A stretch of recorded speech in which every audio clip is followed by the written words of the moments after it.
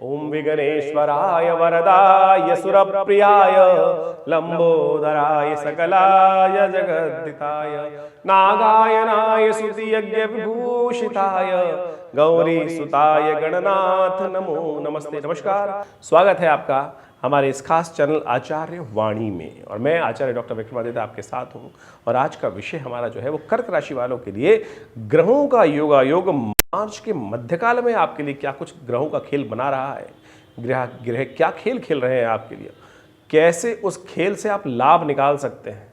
यही ज्योतिष का लाभ है, जो हम देश काल परिस्थिति को समझते हुए हमारे हित में क्या है, समाज के हित में क्या है, उसके अनुसार से कार्य कर लें।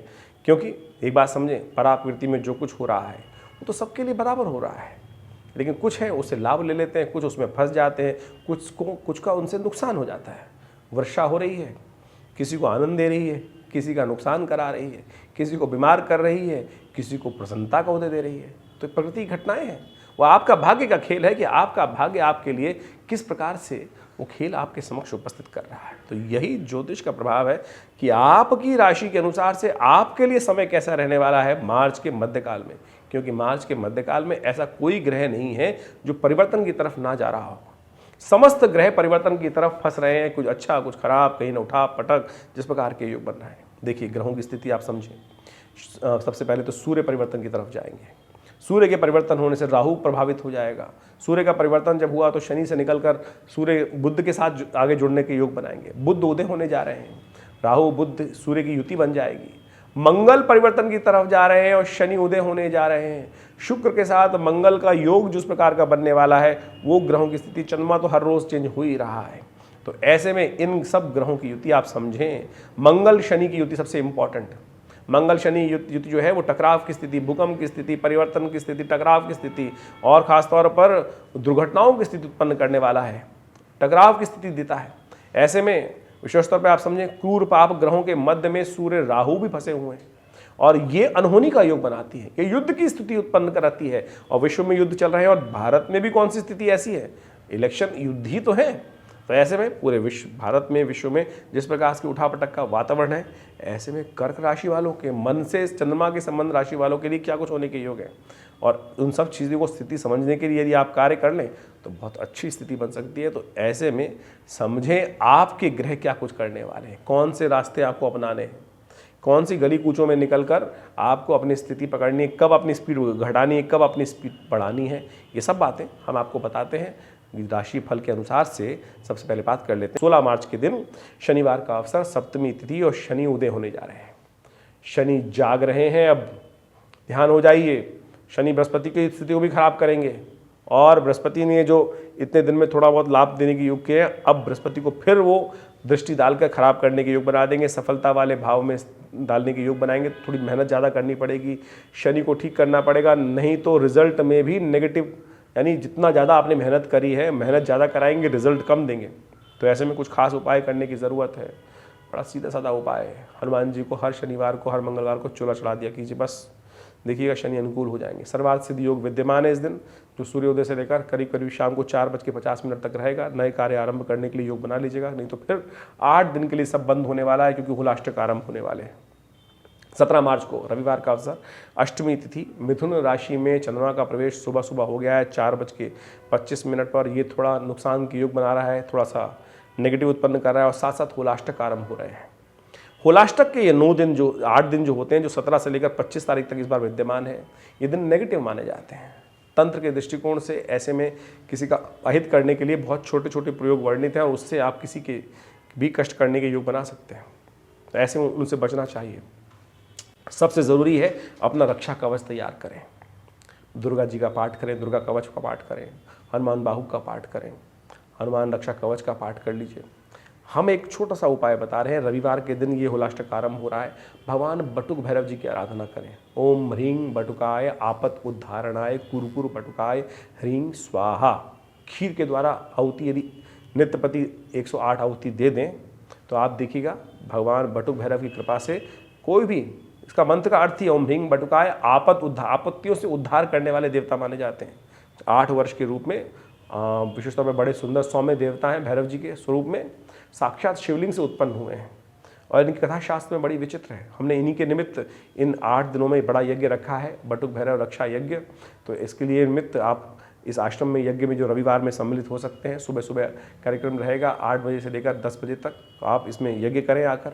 आपके निमित्त यदि यज्ञ कराना चाहते हैं तो उसमें भी अपना स्थान आरक्षित कर सकते हैं और लाभ ले सकते हैं, क्योंकि बड़े ये सुंदर तरीके से अपने व्यवसाय के, घर को, बच्चों को, सबको रक्षा करने का प्रयास करना चाहिए। क्योंकि किसी देखिए एक बड़ी बिल्डिंग बनी हुई है, तोड़ना तो बड़ा आसान है, बनाने में सालों लग जाते हैं, तोड़ने के लिए तो 2 घंटे में सब कुछ तहस नहस हो सकता है। तो ऐसे में ये ध्यान रखते हुए कार्य करना चाहिए। तो ये होलाष्टक के दिन अशुभ माने जाते हैं। रक्षा के लिए जो शास्त्र में वर्णित प्रयोग हैं उनको अवश्य करना चाहिए। 18 मार्च का दिन जो है थोड़ा सा भारी दिखाई देता है। ऐसे में मनोमस्तिष्क में थोड़ा नेगेटिव भाव उत्पन्न हो सकते हैं, नुकसान होने के योग दिखाई देते हैं, जुर्माने के योग होते दिखाई देते हैं। तो ऐसे में ध्यान रखते हुए कार्य करना आपके लिए बहुत ज़रूरी है। सुबह सुबह शिव का ध्यान करें, शिव के निमित्त अभिषेक करें, शिव दूध का दान करें, अच्छा रहेगा।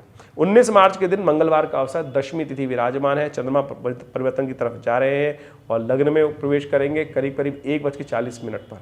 ये सुबह थोड़ी हल्की, दोपहर के बाद से पॉजिटिव रिजल्ट, पॉजिटिव विचार, मनोमस्तिष्क में नेगेटिविटी दूर होकर पॉजिटिव रास्ता प्राप्त होने के रास्ते दिखाई देंगे। हनुमान जी की आराधना यदि सुबह सुबह कर लें, हनुमान जी को पान का पत्ता अर्पित कर दे, पीपल के पत्तों की माला अर्पित कर दे, दशमी की तिथि है, बड़ी सुंदर रहेगी, आपके लिए लाभ की स्थिति बना देगी। 20 मार्च को बुध जो है विशेष तौर पर बुधवार का अवसर है और इस दिन आमला एकादशी है, आरोग्यता प्राप्त करने का दिन है। ग्रह आपके पॉजिटिव है, पॉजिटिव लाभ देने के योग बना रहे हैं। बाकी सारे ग्रह नेगेटिव है, लेकिन चंद्रमा बहुत पॉजिटिव हो गया है। ऐसे में भगवान विष्णु का यदि आप पूजन कर लें सुबह सुबह और आंवले का फल उन्हें अर्पित कर दें, फिर प्रसाद रूप में उनको ग्रहण करने के बाद, आंवले के पेड़ का पूजन करने के बाद वहीं बैठ के ओम नारायण, ओम नमो नारायण इस मंत्र का जप करते हुए यदि पूजन करके इसका ग्रहण कर लें तो संपूर्ण रूप से आरोग्यता प्राप्त करने के योग बनते हैं। शास्त्र में ऐसा वर्णित है। हम शास्त्र में वर्णित बातों को आपके समक्ष अपने इस चैनल के माध्यम से, ज्योतिष के माध्यम से उपस्थित करने का प्रयास करते हैं। जो उपाय बताते हैं बहुत शोध की बात बताते हैं। आशा है आप इन चीज़ों को समझकर अपने जीवन में परिवर्तन लाने का योग बनाएं। देखिए संसार में हम सब आए हैं ना, सूर्य नर मुनिजन की आराधना करके आए, बड़ी मुश्किल से, बड़े भाग्य मानुष तन पावा, कष्ट के लिए नहीं आए हैं। तो ऐसे में ज्योतिष विज्ञान के माध्यम से बुद्धि का भी उपयोग करते हुए, भगवान के सानिध्य का उपयोग करते हुए सही दिशा को प्राप्त करने का हम कार्य करें। हमारा ये आश्रम इसी क्षेत्र में लगा हुआ है। विवेकानंद योगाश्रम में पिछले कई वर्षों से इस बारे में शोध चलता है। हमारे पिताश्री आचार्य श्री कृष्णदेव जी के महाराज के सानिध्य में रहकर बहुत सारे हमने शोध में उनके साथ कार्य किया है। मुद्रा विज्ञान के संबंध में, आयुर्विज्ञान के संबंध में, प्राकृतिक चिकित्सा के संबंध में, योग के संबंध में, यज्ञ विज्ञान के संबंध में, मंत्र विज्ञान के संबंध में बहुत सारे कार्य कर बहुत सारी पुस्तकों की रचना की गई है।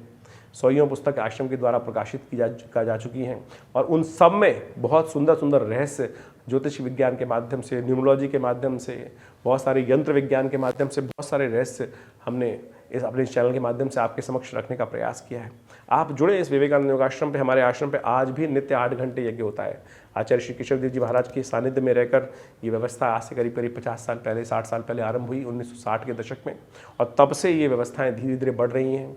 आप सबका सानिध्य हमें मिल रहा है और आप सब लोग हमारे विभिन्न कार्यक्रमों में सम्मिलित भी होते हैं। आप हम समय समय पर कार्यक्रम करते रहते हैं, अपने आप इस चैनल के माध्यम से आपको अवगत कराते रहते हैं। एक संस्थान ने बड़ा विवेकानंद हॉस्पिटल नाम से संस्थान में हॉस्पिटल बनाया है। 100 बेड का हॉस्पिटल है। योग, प्राकृतिक चिकित्सा, आयुर्वेद, इन सब के द्वारा चिकित्साएं की जाती हैं और आप सब भी उसमें अपने साथ ले सकते हैं। सेंट्रल गवर्नमेंट के पैनल पर है ये हॉस्पिटल, CGHS के पैनल पर, दिल्ली गवर्नमेंट के पैनल पर, और भारत सरकार के बहुत सारे आयामों के साथ मिलकर योग के क्षेत्र में, चिकित्सा के क्षेत्र में हम लोग कार्य कर ही रहे हैं। आध्यात्म के क्षेत्र में कार्य कर रहे हैं। धर्म के क्षेत्र में कथाओं के माध्यम से बहुत सुंदर कार्य करें चलते हैं। यज्ञ में आश्रम में जैसा नित्य प्रति आपको बताया 8 घंटे यज्ञ होता है। रविवार को उस यज्ञ में सब लोग सम्मिलित हो सकते हैं, कोई शुल्क नहीं लगता है। भंडारे का सुंदर कार्यक्रम रहता है। समय समय पर सुंदरकांड के पाठ कथाओं के माध्यम से और यज्ञ इत्यादि, नवरात्र में, शिवरात्रि पर विभिन्न कार्यक्रम रहते हैं। आप सब लोग उसमें सम्मिलित हो सकते हैं और लाभ ले सकते हैं। ज्योतिष एक प्रत्यक्ष विज्ञान है, इसलिए हम ज्योतिष विज्ञान के माध्यम से आपकी ग्रहों की गणना के अनुसार से, राशियों के अनुसार से समय समय पर आपको अवगत कराते रहते हैं। आप यदि सही रूप से इन ज्योतिष के उपायों को, विचारों को अपने जीवन में उतारेंगे ना, तो आप समझेंगे उससे समय का लाभ आपको मिल सकता है। समय परिवर्तन की तरफ जाता है और कभी समय एक जैसा नहीं रहता है। और हमने विवेकानंद योगाश्रम में आचार्य श्री कृष्णदेव जी महाराज के सानिध्य में एक भगवती दुर्गा का बहुत सुंदर मंदिर यहाँ विराजमान हुआ और वहाँ जो मूर्ति है ना, वो 1947 में मुल्तान से आई। 400 साल पुरानी दिव्य प्रतिमा, जो उनका दर्शन कर लेते हैं भाग्य जाग जाते हैं। सानिध्य आपको देख रहे हैं, मूर्ति आपके सामने दिखाई दे रही है, जो हम इस अपने चैनल पर उनकी फ़ोटो श्री विग्रह आपके समक्ष उपस्थित कर रहे हैं। ये दिव्य श्री विग्रह 400 साल पुराना है।